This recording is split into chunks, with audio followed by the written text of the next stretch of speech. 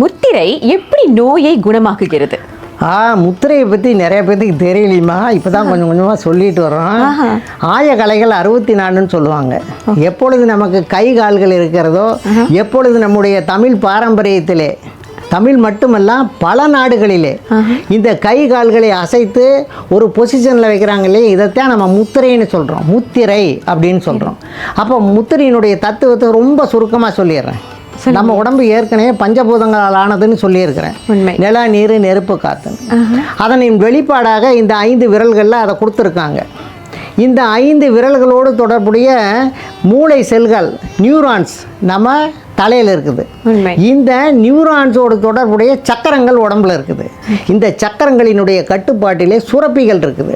நம்ம உதாரணத்துக்கு இந்த 2 விரல்களை சேர்க்கின்ற பொழுது இது நெருப்பு, இது காற்றுன்னு சொல்கிறோம். சேர்த்தொன்னி மூளைக்கு சிக்னல் போய் மூளை சம்மந்தப்பட்ட